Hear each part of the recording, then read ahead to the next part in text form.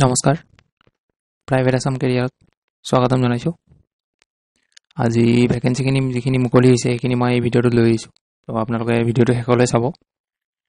তো মই ভিডিঅ'টো আৰম্ভ কৰোঁ। আজিৰ যিটো প্ৰথম ভেকেঞ্চি হৈছে সেইটো হ'ল আপোনালোকৰ স্কিল ডেভেলপমেণ্টৰ পৰা আহিছে। স্কিল ডেভেলপমেণ্ট প্ৰজেক্টৰ পৰা আহিছে। আপোনাৰ ডিষ্ট্ৰিক্ট হ'ব যোৰহাটৰ পৰা আহিছে। আপোনালোকৰ চাই যাব প্ৰথম যিটো পোষ্ট মুকলি হৈছে সেইটো হ'ল আপোনালোকৰ IT ট্ৰেইনাৰ।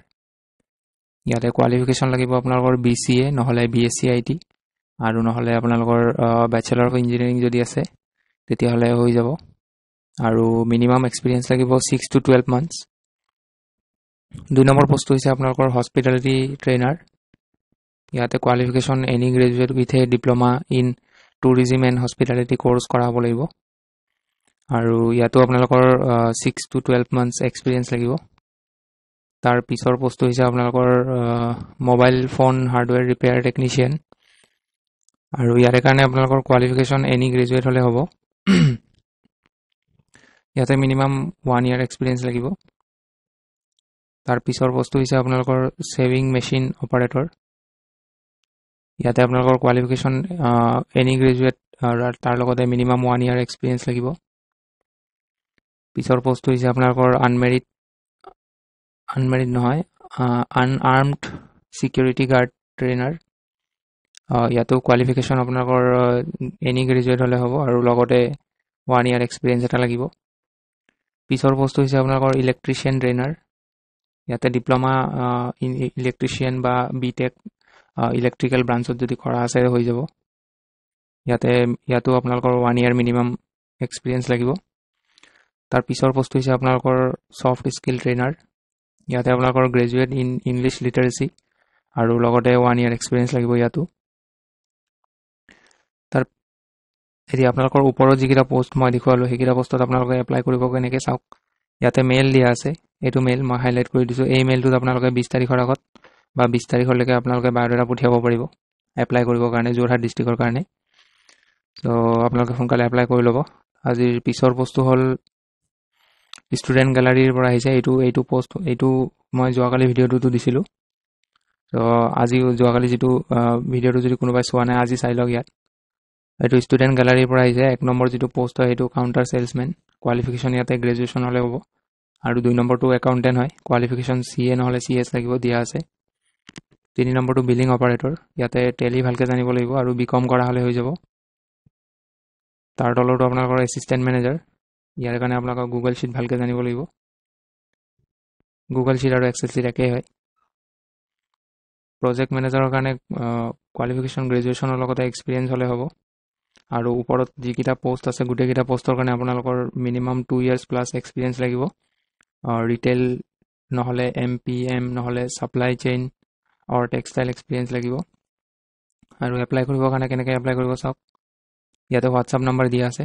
এই নাম্বাৰটো এই নাম্বাৰটোত আপোনালোকে হোৱাটছআপ পাই যাব। এই নাম্বাৰটোত বায়'ডাটা পঠিয়াব আপোনালোকে।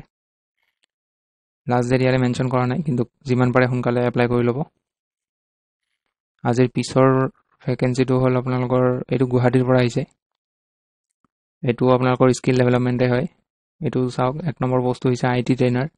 ইয়াতে BCA নহ'লে BSc IT ওপৰৰ নিচিনা একেই হয় কোৱালিফিকেশ্যনখিনি চাই ল'ব। আৰু মিনিমাম 6 months ইয়াতো এক্সপিৰিয়েঞ্চ লাগিব। 2 নম্বৰ পোষ্ট হৈছে আপোনালোকৰ এভিয়েশ্যন ট্ৰেইনাৰ। ইয়াতে গ্ৰেজুৱেশ্যন লাগিব, তাৰ লগতে ডিপ্ল'মা ইন এভিয়েশ্যন কোৰ্চ কৰা হ'ব লাগিব। আৰু ইয়াতো আপোনালোকৰ 6 মাহৰ এক্সপিৰিয়েঞ্চ লাগিব। 3 নম্বৰটো হৈছে আপোনালোকৰ হস্পিটেলিটি ট্ৰেইনাৰ। গ্ৰেজুৱেট হ'লে হ'ব কোৱালিফিকেশ্যন আৰু তাৰ লগতে diploma in tourism and hospitality course কৰা হ'ব লাগিব আৰু লগতে 6 মাহ এক্সপিৰিয়েঞ্চ ইয়াতো লাগিব। পিছৰ পোষ্টটো হৈছে আপোনালোকৰ mobile phone repair technician trainer. ইয়াতে কোৱালিফিকেশ্যন গ্ৰেজুৱেশ্যন আৰু লগতে 1 year এক্সপিৰিয়েঞ্চ। পিছৰ পোষ্টটো saving machine operator trainer. Graduation হ'লে হ'ব আৰু লগত 1 year এক্সপিৰিয়েঞ্চ লাগিব। পিছৰ পোষ্টটো হৈছে আপোনালোকৰ AC টেকনিচিয়ান ট্ৰেইনাৰ। ইয়াতে কোৱালিফিকেশ্যন গ্ৰেজুৱেট হ'লে হ'ব আৰু লগতে মিনিমাম 1 year এক্সপিৰিয়েঞ্চ ইয়াতো। তাৰ পিছৰ পোষ্টটো হৈছে আনআৰ্মড ছিকিউৰিটি গাৰ্ড ট্ৰেইনাৰ। ইয়াতে গ্ৰেজুৱেশ্যন আৰু লগতে 1 year এক্সপিৰিয়েঞ্চ। পিছৰ পোষ্টটো হৈছে আপোনালোকৰ ইলেক্ট্ৰিচিয়ান ট্ৰেইনাৰ। ইয়াতে আপোনালোকৰ ডিপ্ল'মা ইন ইলেক্ট্ৰিচিয়ান বা BTech কৰা হ'লে হ'ব ইলেক্ট্ৰিকেল ব্ৰাঞ্চত আৰু লগতে 1 year এক্সপিৰিয়েঞ্চ লাগিব ইয়াতো। পিছৰ পোষ্ট হৈছে সফট স্কিল ট্ৰেইনাৰ, গ্ৰেজুৱেশ্যন হ'লে হ'ব ইংলিছ লিটাৰেচি আৰু লগতে 1 ইয়াৰ এক্সপিৰিয়েঞ্চ লাগিব। এপ্লাই কৰিবৰ কাৰণে ইয়াতো মেইল দিয়া আছে, চাওক এই মেইলটো। এইটো মেইলত আপোনালোকে 30 তাৰিখৰ আগত এপ্লাই কৰি ল'ব, বায়'ডাটা পঠিয়াই দিব। ওপৰত দিয়া মেইলটো আৰু তলত দিয়া মেইলটোত কনফিউজন হ'ব নালাগে। ওপৰটো যোৰহাট ডিষ্ট্ৰিক্টৰ কাৰণে হয় আৰু এইটো তলত এইটো যিটো আপোনালোকে দেখিছে এইটো আপোনালোকৰ গুৱাহাটীৰ কাৰণে হয়। মেইলটো একেই হয় কিন্তু ডিষ্ট্ৰিক্ট বেলেগ বেলেগ হয়। সেইকাৰণে আপোনালোকে কি কৰিব, এপ্লাই কৰাৰ টাইমত মেইলত আপোনালোকে ছাবজেক্ট লাইনটো লিখি কিনে তাৰ কাষতে লোকেশ্যনটো মানে টাইপ কৰি দিব। লোকেশ্যনটো দিহে বায়'ডাটা চেণ্ড কৰিব। কোনটো লোকেশ্যনৰ কাৰণে এপ্লাই কৰিছে তেতিয়াহে গম পাব আৰু সেই হিচাপে আপোনালোকক ইণ্টাৰভিউৰ কাৰণে মাতা হ'ব।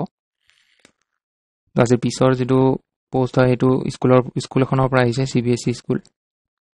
আৰু স্কুলখন আপোনালোকৰ আছে বঙাইগাঁও ডিষ্ট্ৰিক্ট, যোগীঘোপা বুলি দিয়া আছে। চাওক ইয়াতে আপোনালোকৰ যিটো ভেকেঞ্চি মুকলিছে 1 নম্বৰ পোষ্ট হৈছে প্ৰিন্সিপালৰ পোষ্ট।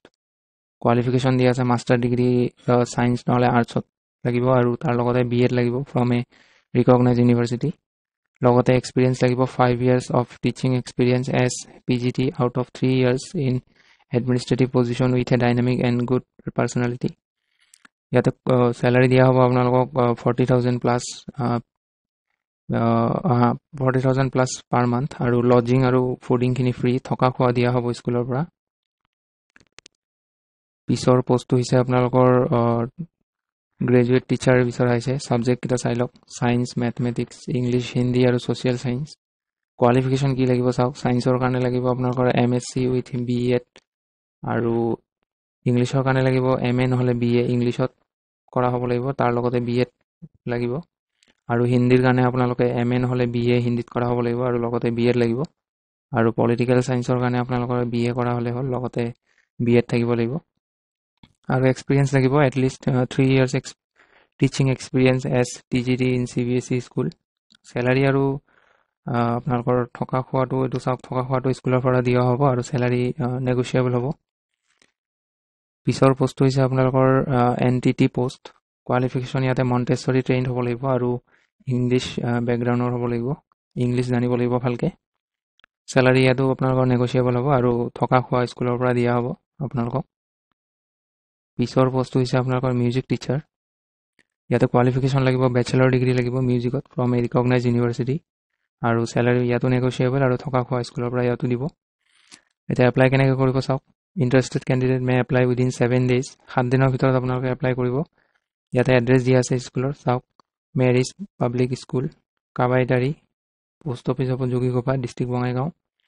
আৰু যদি আপোনালোকে বাই পোষ্ট নকৰি যদি আপোনালোকে মেইলত এপ্লাই কৰিব খোজে, মেইলো দিয়া আছে, 2টা মেইল দিয়া আছে, এইটো এটা মেইল আৰু তলত এইটো এটা মেইল।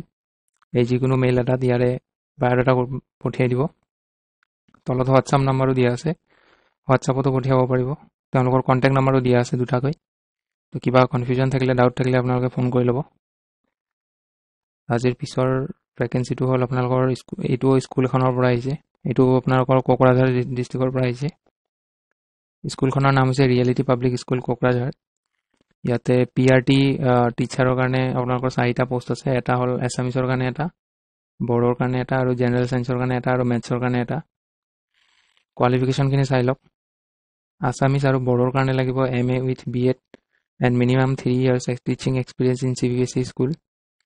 জেনেৰেল ছায়েন্স আৰু মেথছৰ কাৰণে আপোনালোকৰ BSc লাগিব, তাৰ লগতে BEd নহ'লে তাৰ লগতে BEd লাগিব বা আপোনালোকৰ MSc উইথ BEd কৰা হ'লে হ'ব আৰু লগতে 3 বছৰ টিচিং এক্সপিৰিয়েঞ্চ লাগিব CBSE স্কুলত। এতিয়া ইয়াতে আপোনালোকৰ চেলাৰি কিমান হ'ব চাওক, 23,200 হ'ব। বা আপোনালোকৰ যদি কোনোবা ডিজাৰ্ভিং কেণ্ডিডেট হয়, যদি এক্সপিৰিয়েঞ্চ বেছিকৈ আছে আৰু যদি অলপ এজ হোৱা হয় তেতিয়াহ'লে আপোনালোকৰ ইয়াতকৈ বেছি চেলাৰি দিব পাৰে, ইয়াতে দিয়াই আছে। 2 নম্বৰ পোষ্টটো হৈছে আপোনালোকৰ আৰ্চাৰী কোচ। এটা পোষ্ট আছে। কোৱালিফিকেশ্যন কি লাগিব চাওক, নেশ্যনেল লেভেল প্লেয়াৰ হ'ব লাগিব বা আপোনালোকৰ ষ্টেট লেভেল গ'ল্ড মেডেলিষ্ট হ'লেও হ'ব। তাৰ লগতে BPEd নহ'লে MPEd কৰা হ'ব লাগিব, স্পেচিয়েলাইজেশ্যন অফ আৰ্চাৰীত আপোনালোকে BPEd নহ'লে MPEd কৰা হ'ব লাগিব। আৰু ইয়াতে আপোনালোকৰ চেলাৰি হ'ব 15,000 to 20,000। ইয়াতো আপোনালোকৰ কোনোবা ডিজাৰ্ভিং কেণ্ডিডেটক যদি পায় তেওঁলোকে তেতিয়াহ'লে চেলাৰি বেছিও দিব পাৰে। আজিৰ পিছৰ পোষ্টটো হ'ল আপোনালোকৰ house master for boys hostel. ইয়াতে আপোনালোকৰ এটা পোষ্ট আছে, এইটো হোষ্টেল ৱাৰ্ডেনৰ পোষ্ট হয়। হোষ্টেল ৱাৰ্ডেনকে আপোনালোকৰ হাউচ মাষ্টাৰ বুলিও কয়। কোৱালিফিকেশ্যন আৰু এক্সপিৰিয়েঞ্চখিনি চাই লওক।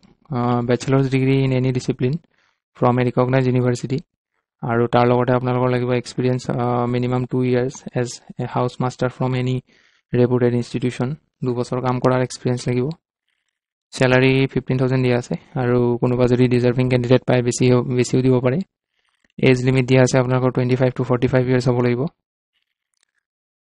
আৰু এপ্লাই কৰিবৰ কাৰণে আপোনালোকৰ ইয়াতে চাওক মেইল দিয়া আছে, এই মেইলটো, এই হাইলাইট কৰা মেইলটোত আপোনালোকে বায়'ডাটা পঠিয়াই দিব সোনকালে, আৰু কণ্টেক্ট কৰিব পাৰে। তলত 4টাকৈ নাম্বাৰ দিয়া আছে, 4টা মোবাইল নাম্বাৰ দিয়া আছে। আপোনালোকে ইয়াৰে যিকোনো এটাত কল কৰি কিনে কণ্টেক্ট কৰিব পাৰিব স্কুলৰ মানুহৰ লগত। আৰু ইয়াৰে লাষ্ট ডেট হৈছে আপোনালোকৰ জানুৱাৰী 31 দিয়া আছে, ইয়াতে চাওক।